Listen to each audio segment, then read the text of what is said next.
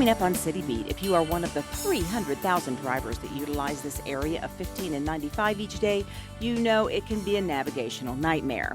But that's going to change thanks to the groundbreaking of Project Neon. Find out how long it will take and how you can stay on top of the progress. Plus, the City of Las Vegas has just launched its new website.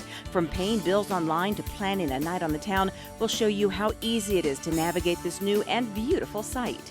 And there may no longer be gaming going on in this historic hotel and casino we loved, but Las Vegas Fire and Rescue is keeping this old building hopping in a whole new way. We'll explain coming up.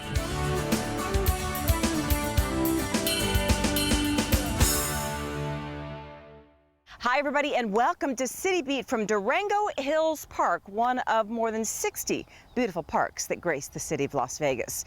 Well, we're going to just go right on ahead and jump into one of the biggest projects to take place in the state of Nevada. It's been 20 years in the making. Anyone who's ever traveled on Interstate 15 around 95 in the infamous Spaghetti Bowl knows that it is, well, it's a mess. So we're going to take you to the ceremony marking the beginning of one of the most expensive and probably the most extensive projects in Nevada's history. Ah, the Spaghetti Bowl. It's where Interstate 15 and 95 come together to form, well, quite often a very large parking lot. But after 20 years of planning, this dreaded portion of just about anyone's trip in and around the downtown area of Las Vegas is about to change.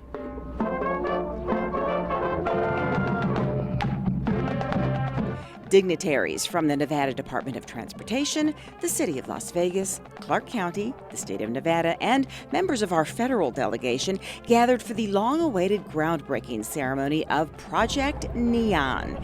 It was held near the Smith Center for the Performing Arts, just in sight of where the newly constructed highway will be seen. Emceed by Steve Shore and kicked off by Mr. Las Vegas himself, Wayne Newton, it was clear from the start this was a very special occasion. And when I think of this historic moment,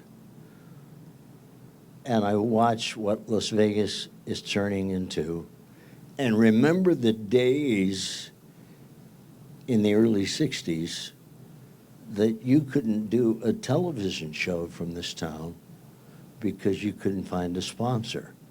They all thought we were dirty little people. Take a look now. Nevada Governor Brian Sandoval thanked Mr. Newton for being Las Vegas' adopted son with quite the appropriate gift to kick off this monumental highway construction project. You are Mr. Las Vegas, and we wanted to have a way to demonstrate and show our appreciation for you. So I want to present to you a Las Vegas, Nevada license plate for Mr. Las Vegas, Wayne Newton. Thank you, sir. God bless you, sir. Thank you very, very much. This is for you. Our governor went on to express just how badly this project has been needed. And by needed, he means for over a decade now. The Spaghetti Bowl is the busiest stretch of highway in the state of Nevada. It carries 300,000 vehicles per day. Think about that, 300,000 vehicles. A little more than 1/10 of the state's entire population. It is the single largest investment in Nevada history in public infrastructure. Think about that, bigger than the Hoover Dam. In today's dollars, the Hoover Dam's investment would be $850 million. This is bigger than that. The projected cost, according to the Project Neon website, is about $900 million.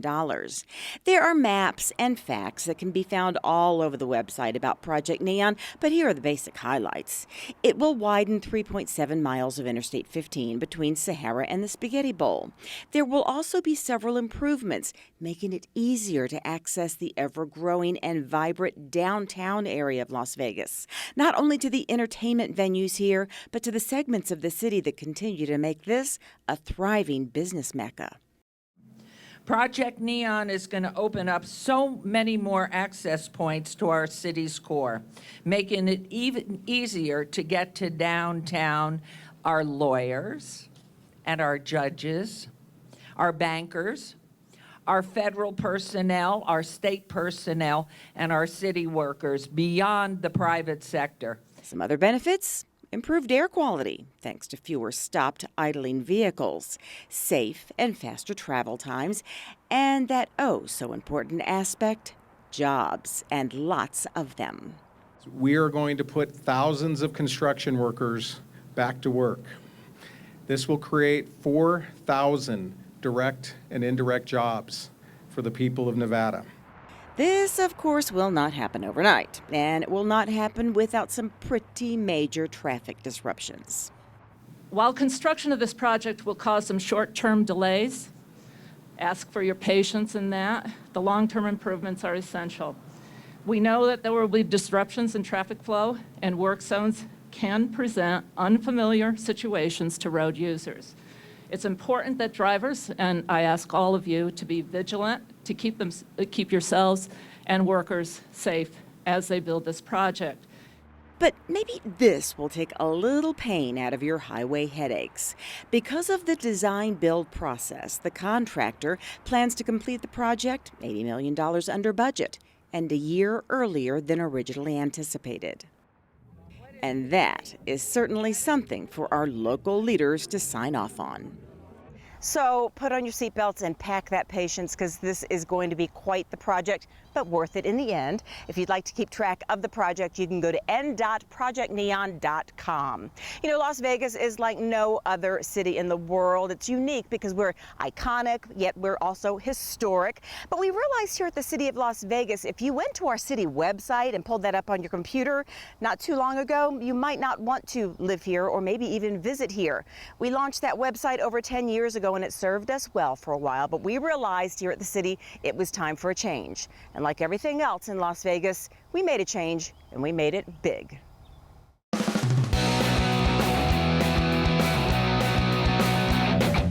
Las Vegas, this is one unique, non-stop, iconic neon hotspot. That's why a record 42 million people decided to visit our city last year, and why so many people decided to make this their home. But you wouldn't get that impression by looking at this. When it was launched more than 10 years ago, the City of Las Vegas website served its purpose just fine.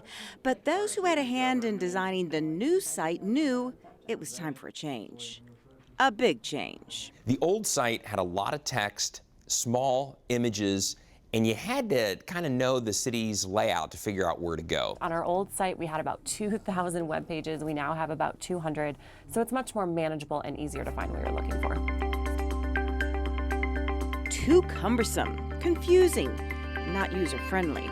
That was just some of the feedback our social media, marketing, and communications staff was hearing from the public. So we do an annual citizen survey, and we also did a focus group on our website to really understand what people were trying to do on our site, to make sure that on the new site we made it a one-stop shop and very easy to do what you needed to do from the homepage. And surprisingly, people wanted it to look, well, more fitting to what people think of when they think Vegas. An interesting thing was the focus group told us that they felt we should embrace Las Vegas, not look so government, but look more iconic like our city is. So that's the direction we headed.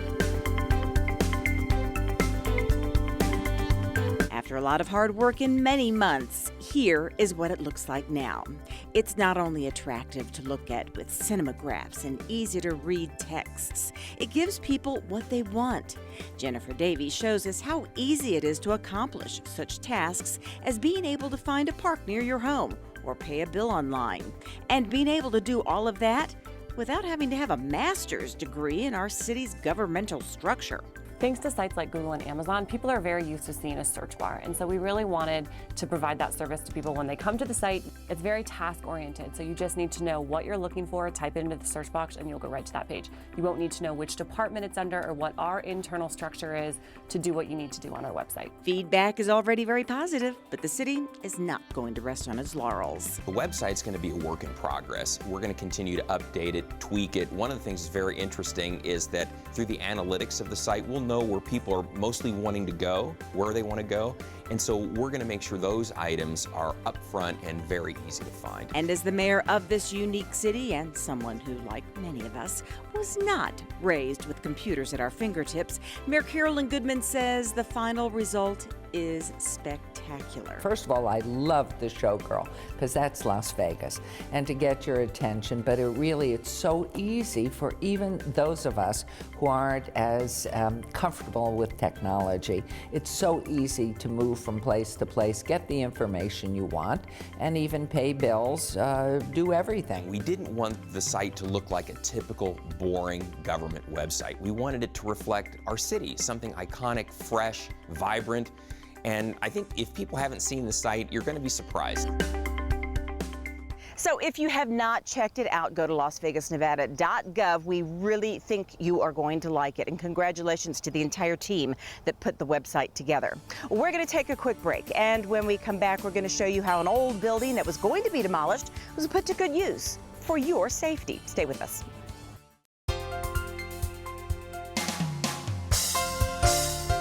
Congratulations to the City of Las Vegas Employee of the Month, Tasha Ely. Tasha is the Administrative Secretary for Building and Safety and is known by coworkers and external customers as one of the most outgoing and friendly people you will find at our Development Services Center. She's always ready and willing to take on any task with her trademark phrase, "I've gotcha." She embodies all of our city's values, especially teamwork. She's always there to lend a hand or take on a new project to make sure her department and the city are providing top-notch customer service. She tackles every task with enthusiasm and determination and shows the public every day how much the city values serving our residents. For her part in making Las Vegas a great place to live, work, and play, a tip of the hat to Tasha Ely, the City of Las Vegas Employee of the Month.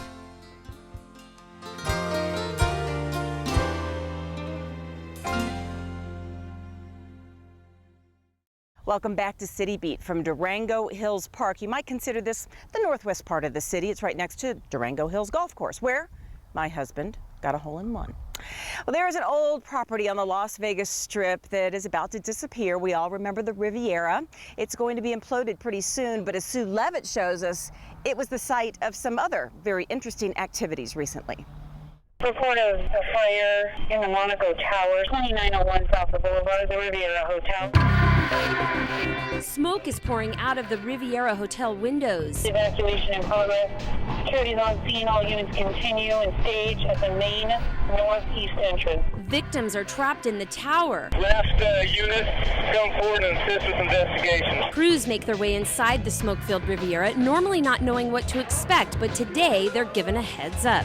Just months before the hotel will be imploded, our first responders take advantage of the empty building to conduct a very unique training. He's surveying staging right now, so he's getting an idea of the floor plan. He's going to meet back up. They put a workout in. It's hard because they're actually climbing the stairs, they're searching the rooms. You know, they leave here sweating, but they enjoy it because that's what we love to do best, and to actually do hands-on training. When crews enter the building, they're faced with thick smoke, and to make things even more realistic, dummies are placed throughout the building that they have to find and rescue. We have a rescue standby at this front end of the lobby. To actually have a full-blown room of contents or the structure itself on fire doesn't happen that often, so that's all the more reason why this training is important, because the things that you don't train or don't get the most calls on are the things that when you do, you need to have that training so that you can just revert back to your training and handle the call. And knowing how to handle a call on a high-rise fire is critical in a city like ours, packed with towering hotels and casinos. Firefighters have been able to practice elevator rescues, knocking holes in walls, and managing high-pressure water hose lines up stairwells. All challenges that go along with fighting a fire in a high-rise building. This is really a unique opportunity for us to come and kind of hone what we already have trained and see what works, what doesn't work, fine-tune the process, and try and make it so we're as prepared as possible for the real deal. Our City of Las Vegas firefighters were able to train with crews from all over the valley, including a unit from Mesquite. For City Beat, I'm Sue Levitt. Well, the Riviera has not only been used for fire training, police agencies have used it for training as well. Thank you, Sue Levitt, for that story. Not everyone knows this, but in Las Vegas, we are very fortunate to have the only Level 1 trauma center in the region that's also well known for its burn unit and its children's hospital. Of course, I'm talking about University Medical Center, but even the outstanding staff will tell you it's not just great medicine they give there, they give hope. And hope was the theme of a recent ceremony there. UMCER, this is Rescue 10 en route to you. We have an ETA of approximately 15 minutes. As the only Level 1 trauma unit in the region, University Medical Center stays busy with some 3,000 Level 1 trauma patients a year. This is where the most gravely ill or injured are taken. Christine, I have a second 18 gauge on. We service the entire southern state as well as other areas out of Utah, Arizona, California that are people that are flown in here for their life-threatening injuries. Recently, city, county, and medical leaders gathered outside UMC for a special ceremony honoring the outstanding work done behind these doors. Our team delivers a caliber of care that's second to none in the entire state, and the only trauma center and children's hospital of its kind west of the Mississippi. But aside from the state-of-the-art and compassionate care given here, the staff believes one of the most important services they provide to patients and their loved ones is hope, something that can be healing, even during times that seemingly are hopeless. Mayor Carolyn Goodman can attest to the care and the hope her family experienced here. On December 15th of 2013, she received a call that her son had been in an accident and was at Summerlin Hospital. And by the time they recalibrated his blood pressure, it was so high that the doctor there and my son, who's a physician, said, get him down to trauma at UMC immediately. And when he was brought in here that afternoon, I called my other three sons, daughters-in-law, my daughter, and I said, get over to trauma. Eric has been in a bad accident, and they don't think he's going to make it. The mayor graciously shared this very personal story to let those in attendance know this is not just a great hospital with a top-notch staff. It is a hospital that provides hope even when it seems almost certain that a loved one could be lost. I have never seen a team of staff, physicians, nurses, every single human being that works in trauma here pull together so quickly, knowing when that gurney came in, where they stood next to that gurney, what they had to do. And as the family congregated in the emergency room to talk and pray, all I can tell you is Eric Goodman would not be alive today without this trauma unit. Hope and compassionate care is something Councilwoman Lois Tarkanian also experienced here when her young nephew suffered a stroke. They were magnificent. Everybody that worked with him, and I looked at the surroundings, the environments, the warmth, the care of everybody who worked with him, and I was so impressed. It made you feel better. It made you feel safer. Our patients are brought to UMC's Trauma Center and the Children's Hospital in need of life-saving care. Our staff here provide the highest level of knowledge, skill, and commitment, providing patients with hope. They will recover from the horrific injuries and devastating illnesses. Hope. There is that word again. Since this community feels so strongly that hope is a vital ingredient in the healing process, this gathering was a celebration of the renaming of this street next to UMC to Hope Place. 2, 1. Today, a name change to Hope Place. Tomorrow, hope for continued growth in our newly established medical district, including the University of Las Vegas Medical School having more of a presence here.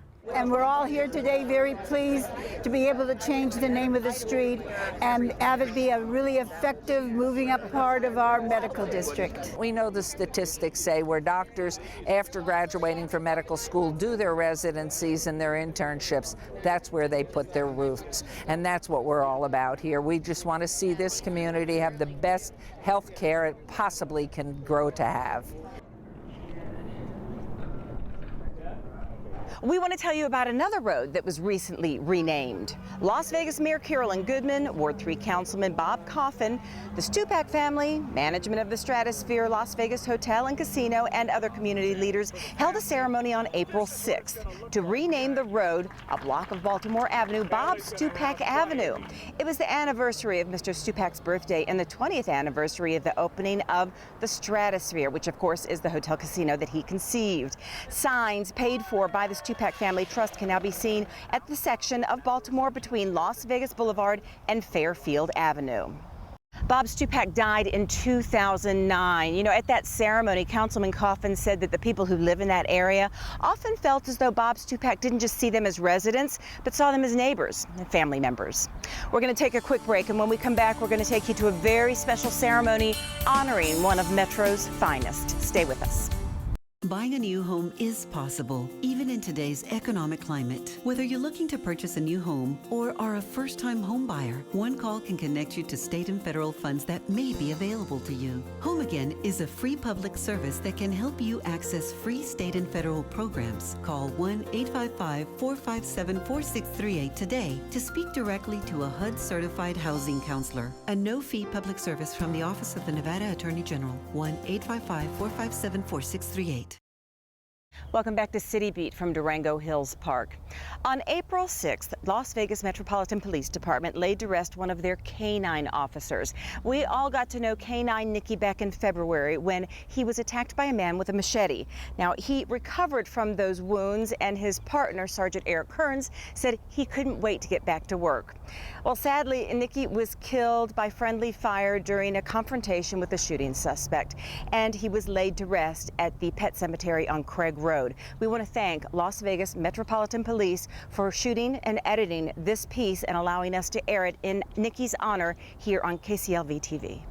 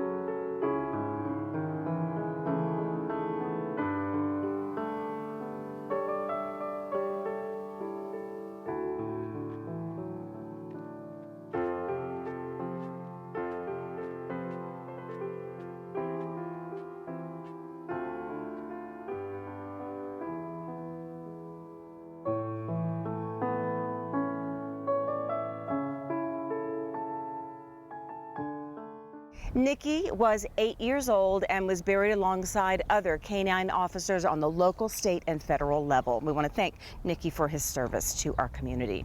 Well, speaking of pets and keeping them safe, we are at that time of year where we really have to look out for our animals. As humans and adults, we know how to get out of the heat and hydrate ourselves, but our children and our pets rely on us to make those life-saving decisions for them.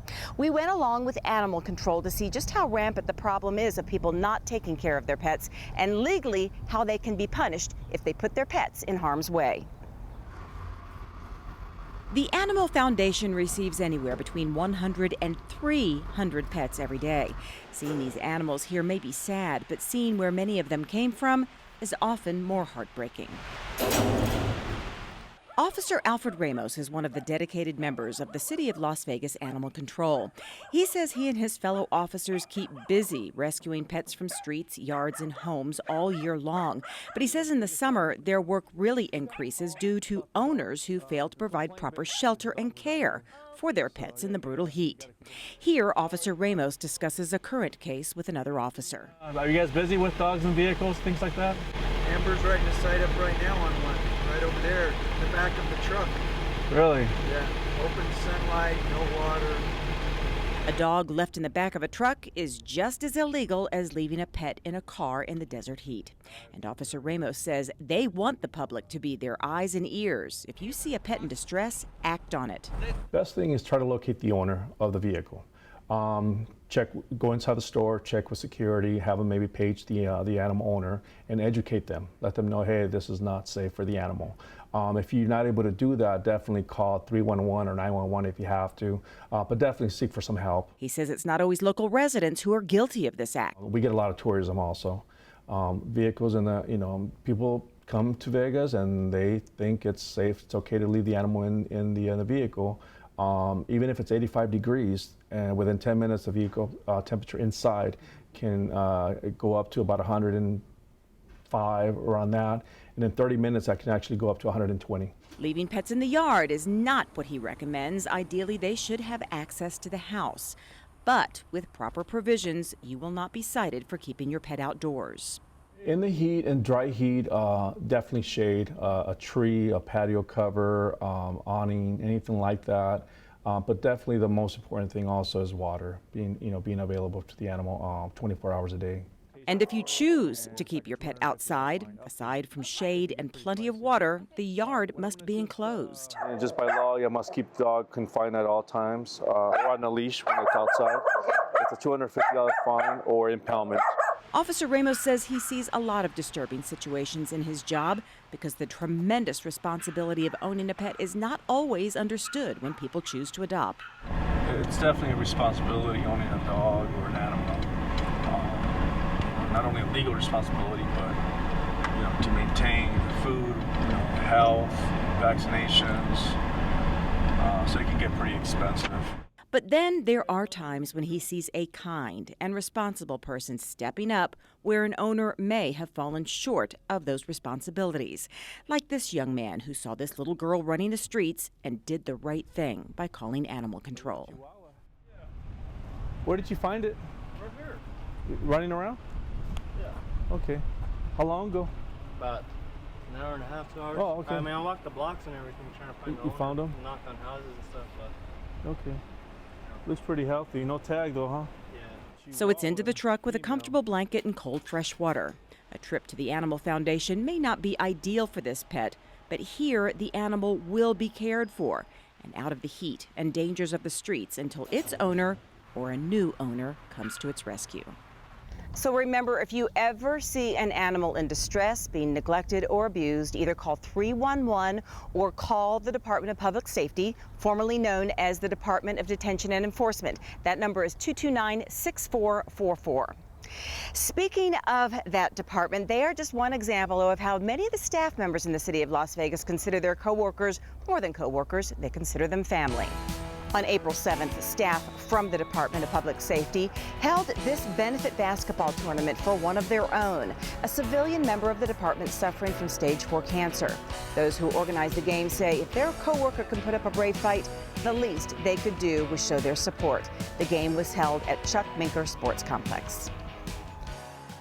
Well, that does it for another edition of City Beat. Thank you so much for joining us from Durango Hills Park, where recently the Bluegrass Festival was held. So as we go to close, we want to take you to that festival and remind you that this beautiful park is located at 3521 North Durango Drive. See you for the next City Beat. The flowing evergreens that cap the ridge on high. There lives a green-eyed mountain girl that stole my heart one night. She loved me like I never known, then cast me down below to never feel her touch again and taste that mountain snow. That Appalachian mountain girl that haunts me from above. My heart will never be the same without her mountain love.